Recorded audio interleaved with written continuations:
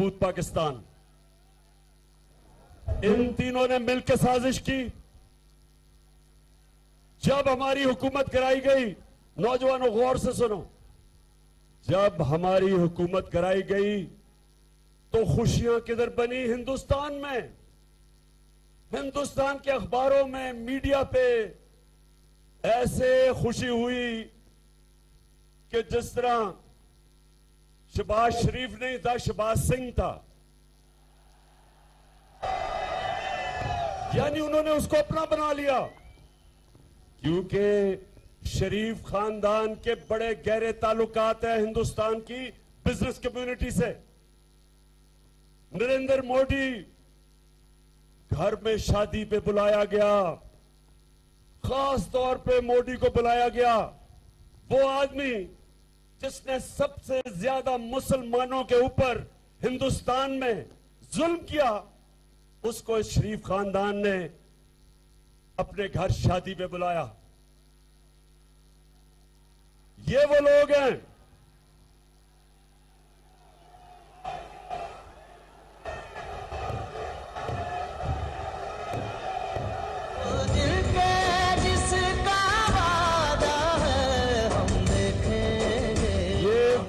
ये शरीफ खानदान। जब नवाज शरीफ हिंदुस्तान गया तो कश्मीर के हुर्रियत लीडर से नहीं मिला, क्योंकि नरेंद्र मोदी नाराज हो जाता। अपनी फौज को जब नरेंद्र मोदी पाकिस्तान के आर्मी चीफ को दहशतगर्द कह रहा था, तो साथ साथ यह भी कह रहा था कि नवाज शरीफ तो हमारा दोस्त है। और कभी नवाज शरीफ ने नरेंद्र मोदी के खिलाफ एक बात नहीं की। कुलभूषण यादव उसके मुंह से नहीं निकला। और ये वो लोग हैं जो आज हिंदुस्तान समझता है कि उनकी एक ऐसी हुकूमत आ गई कि बस अब पाकिस्तान कंट्रोल में आ गया। दूसरी तरफ आसिफ जरदारी,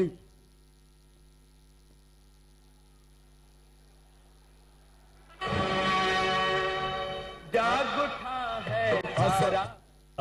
आसिफ जरदारी इस मुल्क की बहुत बड़ी बीमारी, और उसको बीमारी क्या है? पैसे की बीमारी है। वो पैसा देखता है तो उसका जिस्म कांपना शुरू हो जाता है, उसकी कांपें टांगनी शुरू हो जाती है। तो जरदारी उधर नवाज शरीफ और इसका खानदान ये इस साजिश का हिस्सा बने, और इन्होंने अमेरिका के साथ मिलके उनके एक डोनाल्ड लू, उनके एक अंडर सेक्रेटरी ऑफ स्टेट ने पाकिस्तान के एम्बेसडर को हुक्म किया कि इमरान खान को वजारत उज़्मा दो, नहीं तो हम तुम्हारे से अच्छे ताल्लुकात नहीं रखेंगे, बल्कि धमकी दी। और साथ ये कहा कि अगर तुम इमरान खान को हटा दोगे तो हम, क्योंकि पीछे चेरी ब्लॉसम बूट पॉलिश आएगा, तो हम बड़े खुश होंगे और माफ कर देंगे।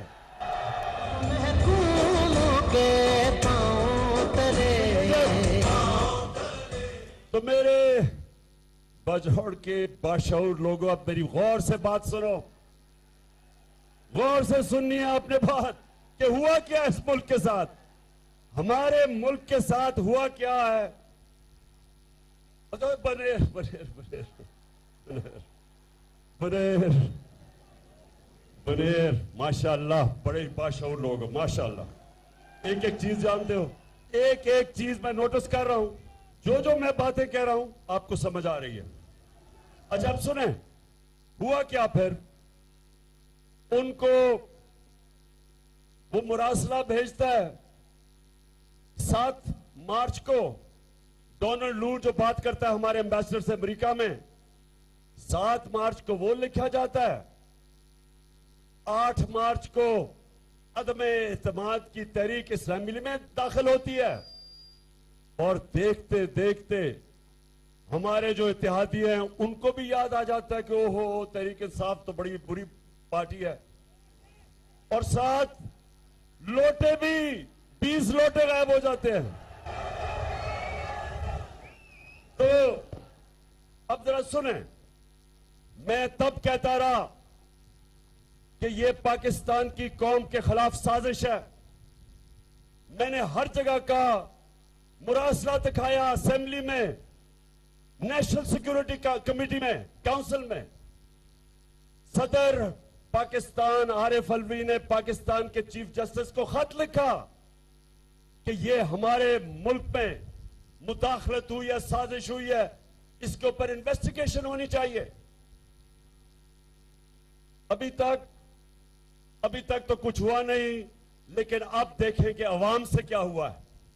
मैं जरा अब आपको अपनी अवाम जरा मैं बताऊं कि आपसे हुआ क्या है। हम रहले सफा ये जरा सुने, हमें बड़ा शोर मचाया जी, तहरीक इंसाफ ने महंगाई कर दी, हर रोज महंगाई करें, टीवी प्रोग्राम देखें तो वहां कहे जी महंगाई है, जो अपोजिशन का असेंबली में मुंह खोले वो कहे महंगाई है। वो कांपेन टांगने वाला बिलावल, उसने लॉन्ग मार्च कर दी सिंध से कि महंगाई मार्च है जी, लोगों कत्ल हो गया, माशी कत्ल हो गया। जो इनमें से टीवी पे आए कहे जी इमरान खान ने बिजली बढ़ा दी, कोई कहे इसने कोई गैस बढ़ा दी, कोई कहे आटा बढ़ा दिया। तो मैं आज अल्लाह का शुक्र अदा करता हूं, अल्लाह अल हक है, सच का खुदा है, सच नहीं छुपता। अल्लाह का हुक्म है कुरान में कि सच हमेशा लोगों के सामने आएगा। तो ये जरा आज देख लें कि इंपोर्टेड हुकूमत थे। अब जरा सुने, 3.5 साल में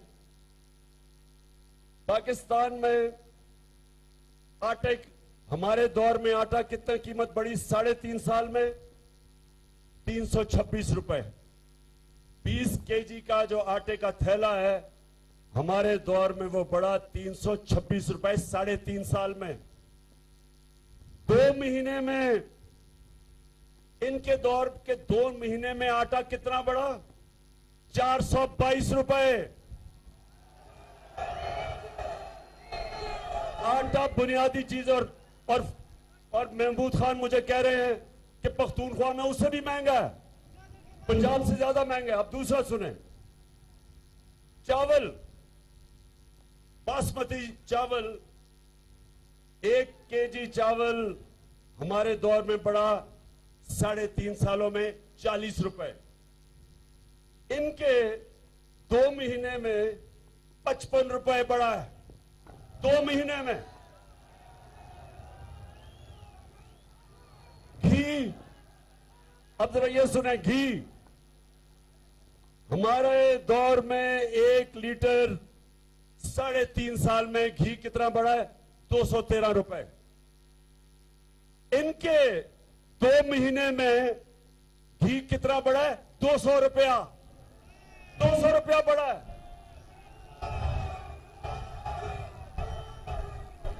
200 रुपए पर केजी। हाँ, केजी। अच्छा जी, आगे आ जाए। सब्जियां और फल हमारे दौर में 1 केजी सब्जियां और फल, 1 केजी हमारे दौर में 3% बढ़े। इनके 2 महीने में 27% बढ़े। आगे आ जाए।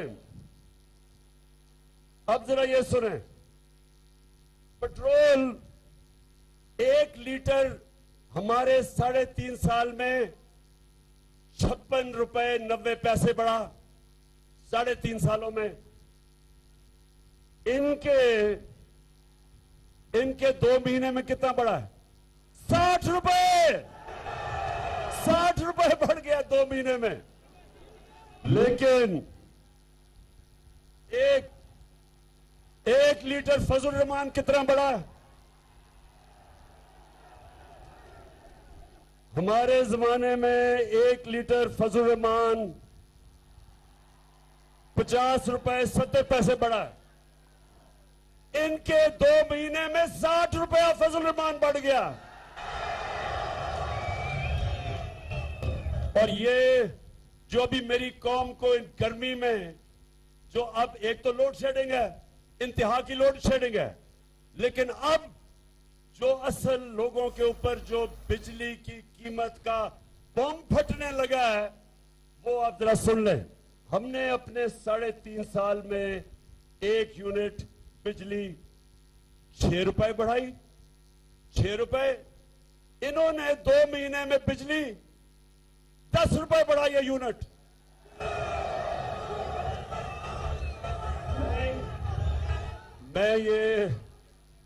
मैं ये इसलिए अपनी कौम को बता रहा हूं कि ये जो तेल और डीजल, ये हमने भी बड़ा, हमारे ऊपर भी आईएमएफ ने प्रेशर डाला था। आईएमएफ हमें भी कह रही थी कि इनकी कीमतें बढ़ाओ, लेकिन उनमें और हमारे में, इनमें और हमारे में क्या फर्क है? इनकी जो लीडरशिप है वो बाहर बैठी हुई है, पैसा बाहर है, घर बाहर है, जायदाद बाहर है, बिजनेस बाहर है, बच्चे बाहर हैं। इनको क्या कि पाकिस्तान में क्या हो रहा है, इनका पाकिस्तान में क्या स्टेक है? उनको क्या फर्क पड़ता है कि यहां लोग महंगाई के समुद्र में डूबेंगे?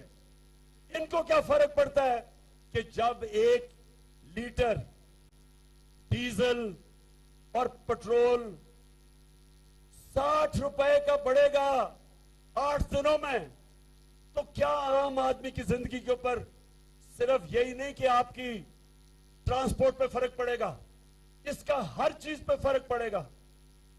इसका बिजली के ऊपर, हर चीज के ऊपर पेट्रोल और डीजल का फर्क पड़ेगा, जिसकी वजह से हमने, जब हमें आईएमएफ ने कहा कि बिजली की कीमत बढ़ाओ, पेट्रोल और फजल रहमान की, तो हमने क्या किया? हमने आईएमएफ की कहने पे बजाय बढ़ाने के, हमने 10 रुपए लीटर कीमत कम की। हमने और जगह से पैसा निकाला, हमने अपने लोगों को रिलीफ दिया, महंगाई से बचाया, बिजली की कीमत रोकी बढ़ने से, अपनी और चीजें काटी, पेट काट के अवाम को बचाया, क्योंकि हमारा जीना मरना पाकिस्तान में है। इमरान खान ने बाहर कमाई की, मैं बाहर क्रिकेट खेलता था, मैंने बाहर कमाई की, सब कुछ बेच के मेरा सब कुछ पाकिस्तान में, जीना मरना पाकिस्तान में है। इनके लोग, नवाज शरीफ उधर बैठा हुआ है, जब छुट्टियां बाहर, ईदें बाहर, 24 दफा ये जब प्राइम मिनिस्टर था, इसने बरतानिया के टूर किए, 24 दफा ये बरतानिया गया, 22 दफा निजी दौरों पे, प्राइवेट दौरों पे। आसिफ जरदारी 50 दफा दुबई प्राइवेट दौरे किए उसने। इमरान खान ने एक प्राइवेट दौरा नहीं किया, क्योंकि मेरा घर पाकिस्तान है। तो ये लोगों को, इनको पाकिस्तान का कितना फिक्र होगी, ये देख लें। ये जो इन्होंने महंगाई का बम फटवा, एटम बम फेंका, इनको क्या फिक्र है? ये है अमेरिका के गुलाम, ये आईएमएफ के गुलाम है, ये बाहर से डिक्टेशन लेते हैं, ये सारे फैसले करते हैं जो इनको बाहर से हुक्म मिलता है, क्योंकि इनका पैसा जब बाहर पड़ा हो तो बुनेर के नौजवानों ये सुन लो, अगर मेरा भी पैसा बाहर पड़ा होता तो मैं इनके सामने एब्सोल्युटली नॉट ना कहता, क्योंकि रूसियों का आज ताल्लुकात खराब है अमेरिका के रूसियों से। उनके रूसियों के बड़े बड़े अमीर लोगों की जायदादें जब्त कर रहे हैं, उनके बैंक अकाउंट जब्त कर रहे हैं।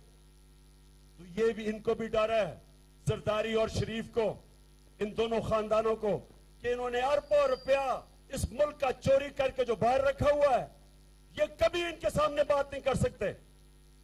जब इनके दौर में 2008 से लेके 2018 तक 400 ड्रोन अटैक्स हुए पाकिस्तान पे, 400 ड्रोन अटैक, बेकसूर लोग मारे गए, औरतें बच्चे मारे गए, अमेरिका की जंग भी लड़ रहे हैं और वो हमारे ऊपर ही ड्रोन अटैक कर रहे हैं।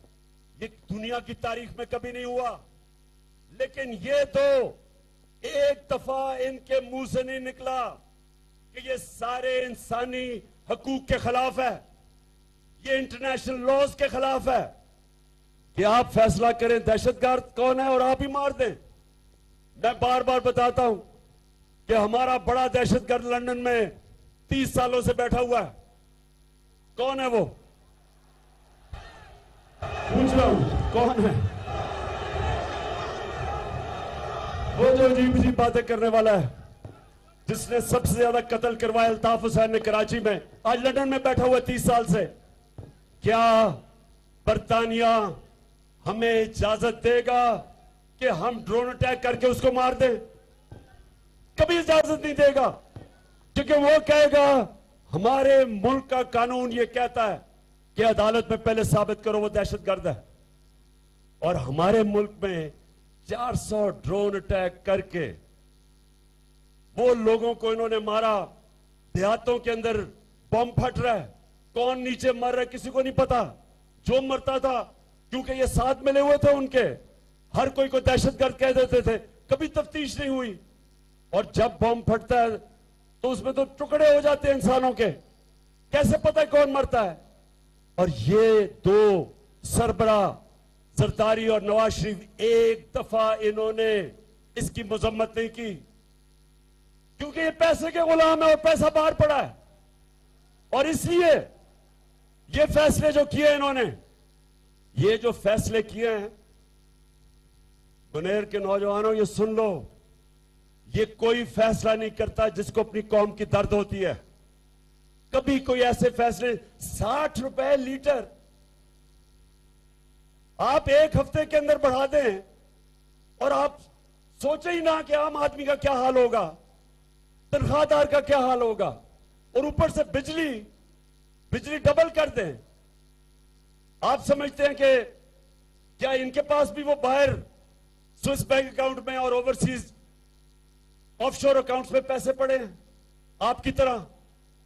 क्योंकि यहां जब रुपया गिरता है तो इनकी दौलत में इजाफा हो जाता है, क्योंकि इनकी दौलत डॉलर्स में है, बाहर पड़ी है, डॉलर में इजाफा हो जाता है, दौलत बढ़ जाती है, पाकिस्तानी गरीब हो जाते हैं। तो मेरे बुनेर के नौजवानों, जरा एक और चीजें मैं आपको बताऊं। अल्लाह का करम, अल्लाह का करम क्या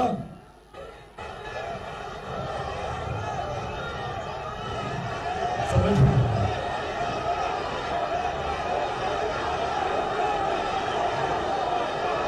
अच्छा, ये तो मैंने आपको महंगाई बता दी।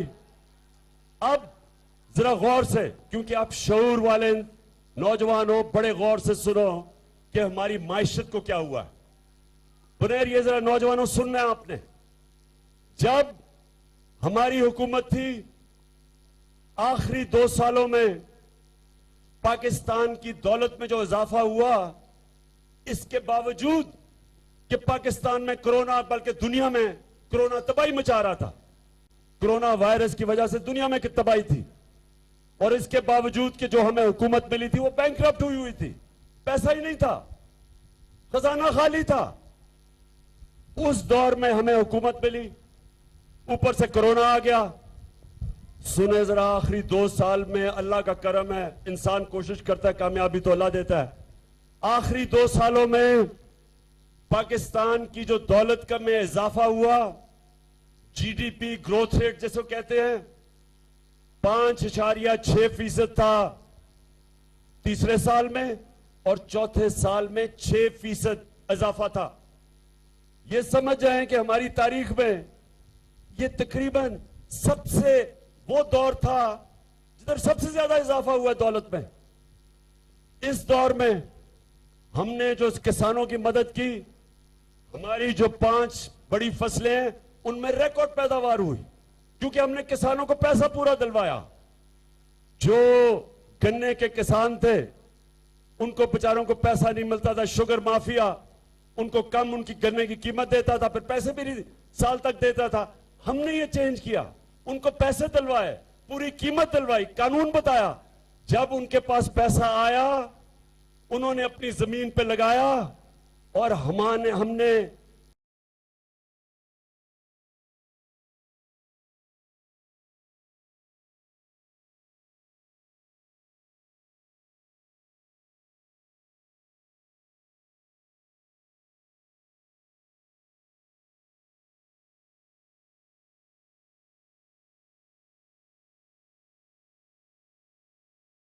पिछले साल 4 बड़े फसलों में रिकॉर्ड हमारी फसलों की प्रोडक्शन हुई।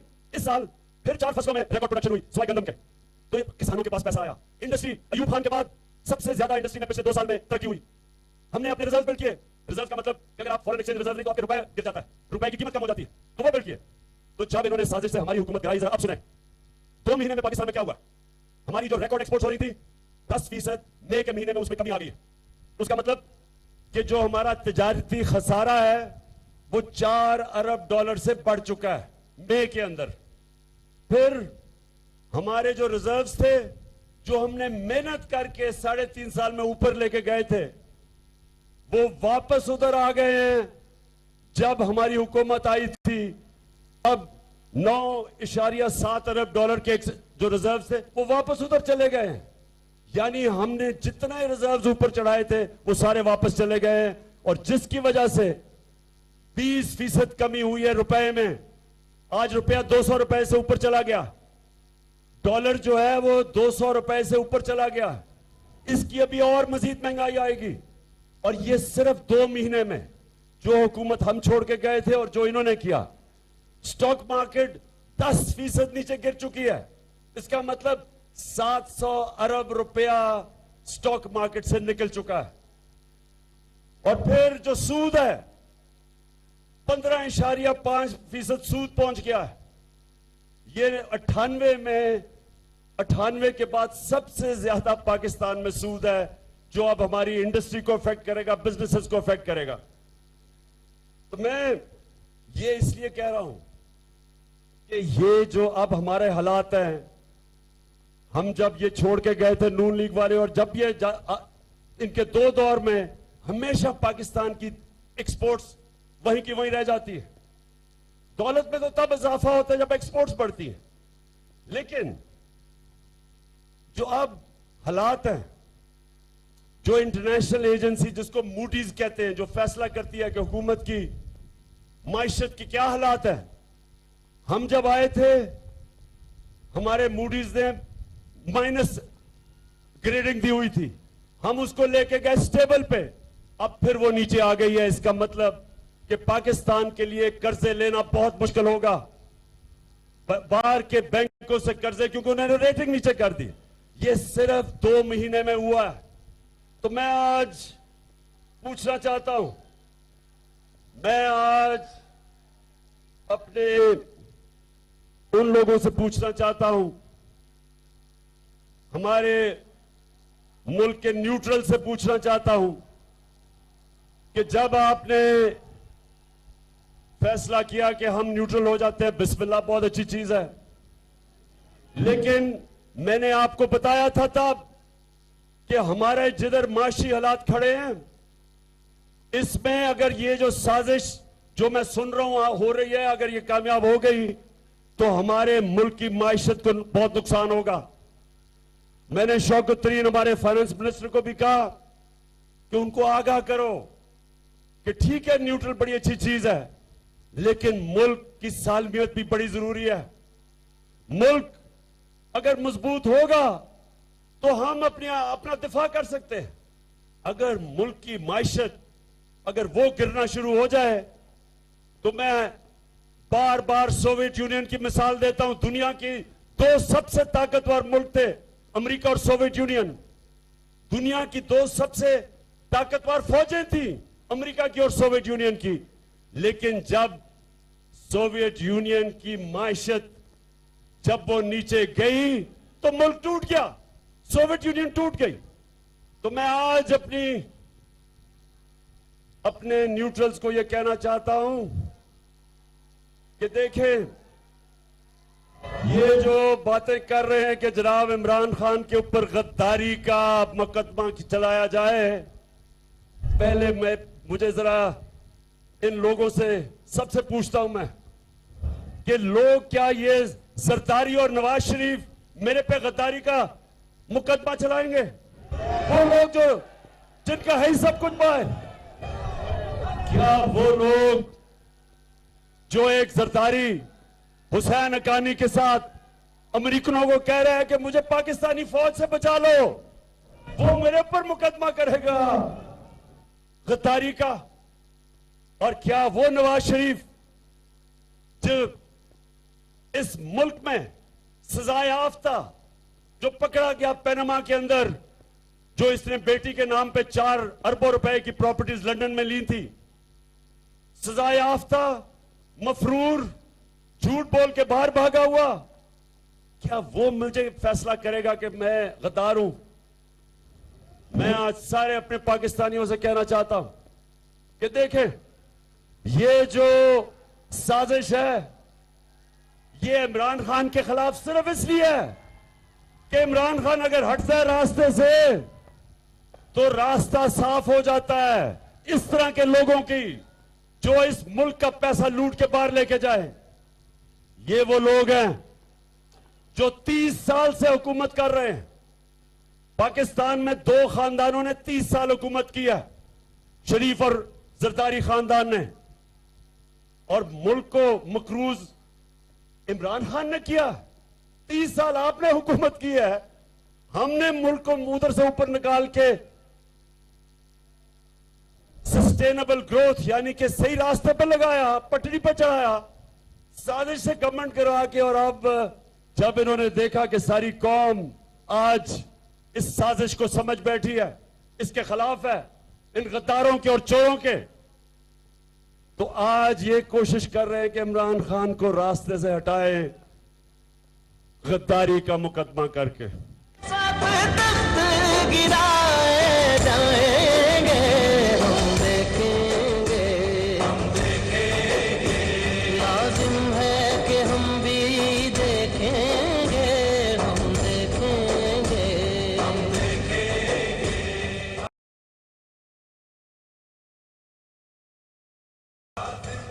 जब आईएमएफ ने हमारे पे भी जोर लगाया कि ये कीमतें बढ़ाओ, अवाम पे खर्चे कम करो, हमने आईएमएफ का प्रेशर बर्दाश्त किया। याद रखें, हम वो मुल्क हैं जिसने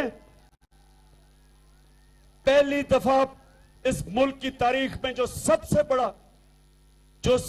बड़ा फलाई काम, सेहत कार्ड, जो हर खानदान को हम हेल्थ इंश्योरेंस दी कि कोई भी जाके किसी भी अस्पताल में अपना इलाज करवा सके, ये कभी पाकिस्तान की तारीख में ऐसा काम नहीं हुआ। बजाय ये कि खर्चे कम करते, हमने सेहत कार्ड लेके आए। पंजाब के अंदर 400 अरब रुपए का सबसे बड़ा प्रोजेक्ट।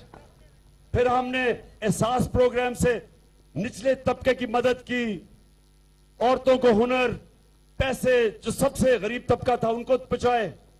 फिर कामयाब जवान पे सस्ते कर्जे, बल्कि सूद के बगैर कर्जे, और घरों के लिए सूद के बगैर कर्जे दिए। बजाय हम लोगों पे बोझ डालते, हमने लोगों से बोझ कम किया। और उधर फिर पेट्रोल और डीजल के ऊपर हमने सब्सिडी दी, बोझ कम किया लोगों पे। वो इसलिए कि हमारा जीना मरना पाकिस्तान में है। मैं किसी इंपोर्टेड हुकूमत का, किसी बाहर की सुपर पावर के सामने घुटने टेकने वाला नहीं हूं। और राज करेगी खल्के खुदा, जो मैं भी हूँ और तुम भी हो, हम देखेंगे, लाजिम है कि हम भी देखेंगे, हम देखेंगे। अब ये मैं आगे आपको बता दूं कि ये इंपोर्टेड हुकूमत क्या करने लगी है। माइशत की तो इनको भी तैयारी नहीं थी, बिल्कुल तैयारी के बगैर ये पहुंचे और वो देख ही लिया माइशत का हाल। लेकिन ये करने क्या जा रहे हैं ये जरा सारी कौम के सामने, क्योंकि मैंने अपना लाएमल भी दूंगा आखिर में, सारी कौम समझ ले कि ये क्या करने जा रहे हैं। सबसे पहले अपने करप्शन के केसेस खत्म करने जा रहे हैं, नैब को खत्म करने जा रहे हैं, जिधर अरबों रुपए के इनके ऊपर करप्शन के केसेस वो खत्म हो जाएंगे। शरीफ खानदान पे 40 अरब रुपए के करप्शन के केस है। आसिफ जरदारी के ऊपर ओमनी ग्रुप के फेक अकाउंट्स के केसेस पड़े हैं, सब माफ हो जाएंगे, सबको एनआरओ मिल जाएगा। वो जो अभी तुर्की में चेरी ब्लॉसम बूट पॉलिश उधर अभी तुर्की गया हुआ था, तो सदर अर्दोगान के खाने पे उसने अपने बेटे को वहां बैठाया हुआ था, जो कि मफरूर है या भागा हुआ है यहां से, क्योंकि मकसूद चपड़ासी के केस में फंस रहा था, एफआईए के मुल्क छोड़ के भागा हुआ है, उसको उसने इंग्लैंड से बुलाया। और इतनी शर्म की बात है कि एक बायर के सदर के सामने एक मफरूर को बैठाया हुआ था। मफरूर, ये याद रखें, कोई भी मफरूर किसी भी शहरी के सामने जाए तो वो उसको हवालत में ले सकता है। आपको पता होना चाहिए कि वो उसको अरेस्ट कर सकता है। तो वो वहां सदर के साथ बैठा था, और इससे क्या साबित होता है कि ये जब से चोर आए हैं इस मुल्क की अखलाकियात भी तबाह, ये मजाक उड़ा रहे हैं पाकिस्तान के इंसाफ के निजाम का, सारे केसेस खत्म करवा रहे हैं। और पाकिस्तान का इंसाफ का निजाम सिर्फ वो हो जाएगा जिधर छोटा चोर जेलों में जाएगा और बड़े बड़े डाकू बड़े बड़े ईवानों में बैठेंगे। हमारे नबी सल्लल्लाहु अलैहि वसल्लम ने कह दिया था, यह मैं सारी कौम को बार बार बताता हूं, उन्होंने कहा कि जो कौम ताकतवर मुजरिम को सजा नहीं दे सकती और सिर्फ छोटे चोरों को जेलों में डालती है, वो कौम तबाह हो जाती है। जिस कौम में इंसाफ नहीं होता वो तबाह हो जाता है। इसलिए हम सब ने मिलकर इनके खिलाफ जहाद लड़नी है, इनसे आजादी की जहाद लड़नी है, हकीकी आजादी लेनी है इनसे। उठा है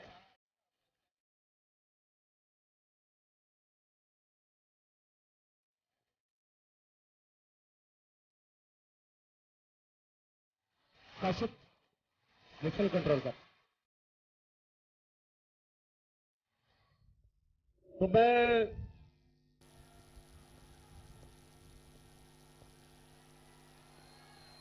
क्या चीज, अच्छा सुने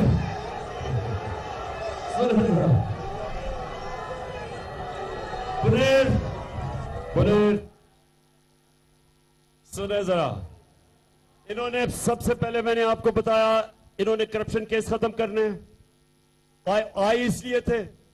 नंबर 2, इन्होंने इलेक्शन के अंदर धांधली करके पूरी तैयारी कर रहे हैं इलेक्शन जीतने की। इलेक्शन कमीशन को साथ मिलाया हुआ है, हल्का बंदियां के अंदर इन्होंने पहले से ही मैच फिक्स किया हुआ है, पहले से तैयारी की है, क्योंकि वैसे तो ये इलेक्शन जीत नहीं सकते। ये जब भी पब्लिक में जाएंगे इनको 2 नारे लगेंगे, चोर और गद्दार। तो पब्लिक में तो ये जा नहीं सकते, तो इसलिए इलेक्शन कमीशन को साथ मिला के पूरा मैच फिक्स करने की कोशिश हो रही है। दूसरी चीज, और तीसरा,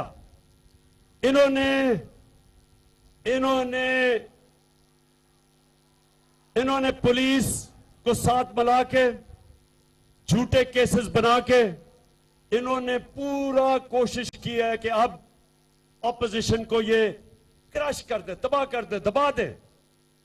कभी जो जुल्म हुआ था, जो 25 को और 26 की रात को जिस तरह पुलिस ने जुल्म किया है, कभी किसी जमहूरी गवर्नमेंट के दौर में इस तरह का जुल्म नहीं हुआ। 2 दफा ऐसे जुल्म हुए थे, दोनों दफा मार्शल लॉ था।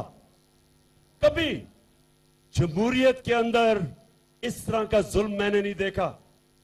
जिस तरह इन्होंने शेलिंग की, पता था कि सामने औरतें, बच्चे, फैमिलीज, कोई इन्होंने बेदर्दी से जो शेलिंग की, ऐसे आप सीन मकबूजा कश्मीर में देखते हैं जिधर हिंदुस्तान कश्मीरियों के ऊपर जुल्म करता है। ऐसे सीन जो जनरल डायर ने, जब गुलाम हिंदुस्तान था अंग्रेजों का 1919 में, उसने लोगों के ऊपर इस तरह जुल्म किया था। कभी अपने शहरियों के ऊपर कोई ये नहीं करता। और ये इन्होंने किया क्यों था?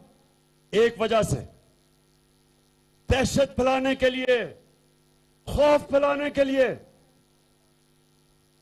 बरेर के नौजवानों, ये मेरे गौर से आप बात सुनो, ये समझना आपने, ये कोशिश क्या कर रहे हैं? ये खौफ दिलवा रहे हैं, लोगों को डरा रहे हैं। झूठे केसेस थानों में, पुलिस घरों के अंदर घुस गई, ना चादर ना चार दीवारी की परवाह की, उधर घुस के इन्होंने जुल्म किया लोगों पे, सिर्फ एक वजह से, खौफ फैलाने के लिए, कौम को डराने के लिए। तो मैं नौजवानों, अपनी कौम को एक आज पैगाम देना चाहता हूं। गौर से मेरा पैगाम सुन लें।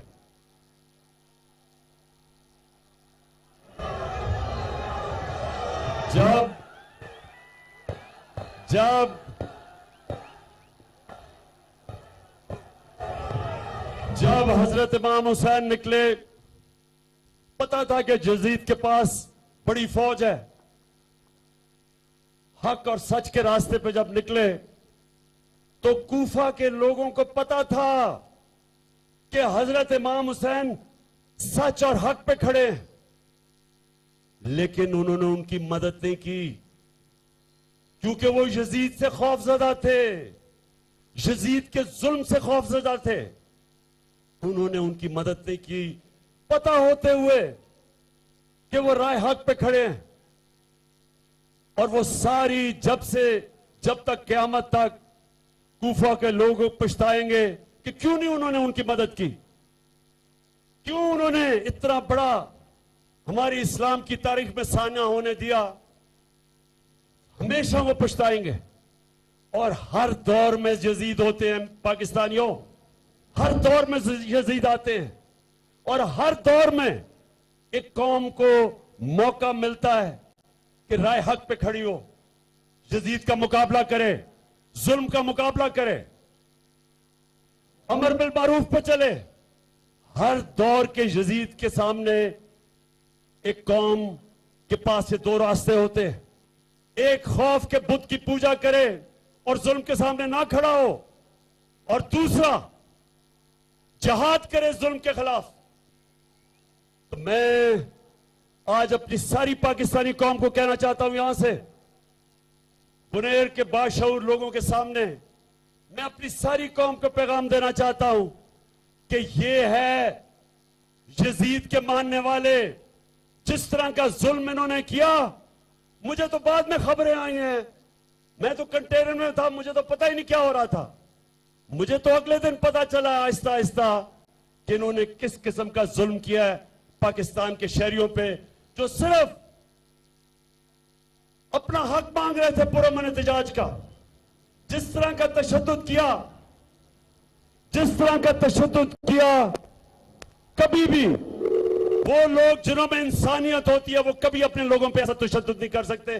बल्कि मैं तो ये कहूंगा कि हम दूसरों के ऊपर भी कभी ऐसा जुल्म नहीं कर सकते जिस तरह इन्होंने औरतें, बच्चों के सामने टीयर गैस शेलिंग की, वो शेल इस्तेमाल किए जो दहशतगर्दों के खिलाफ होते थे।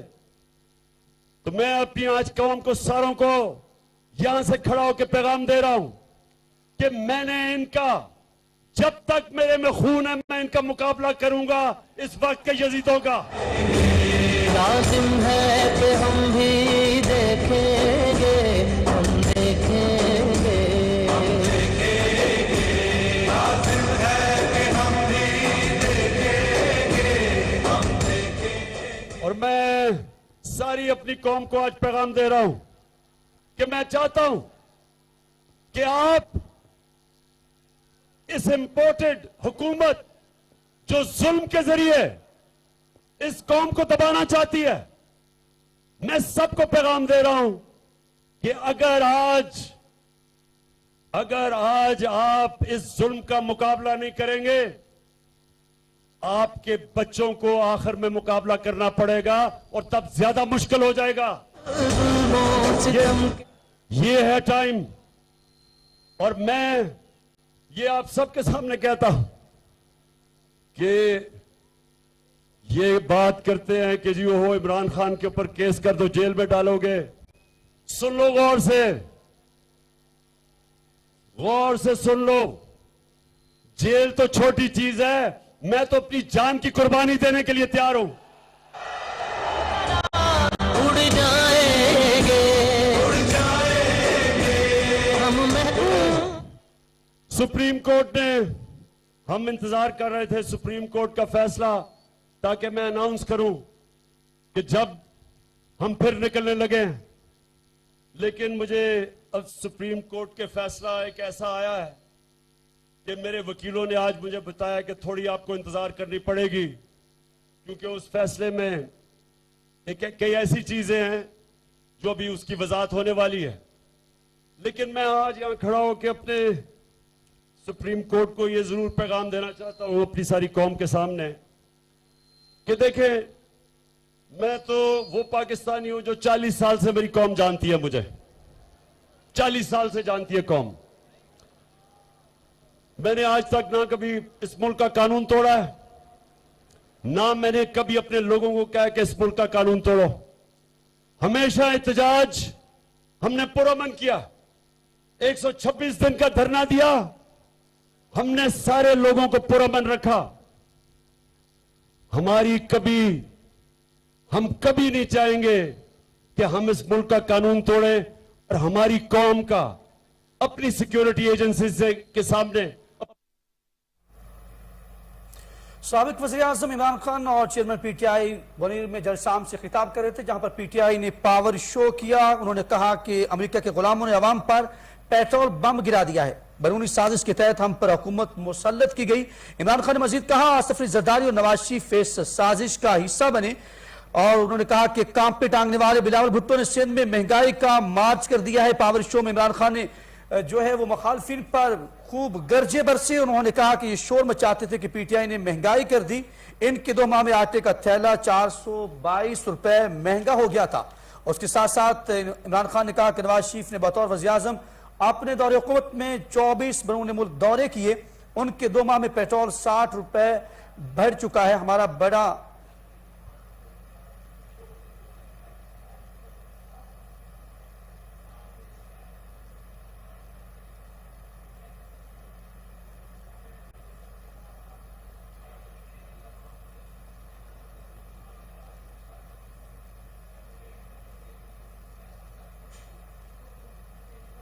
यहां पे वक्त हुआ एक ब्रेक का, हमारे साथ ही रहिएगा।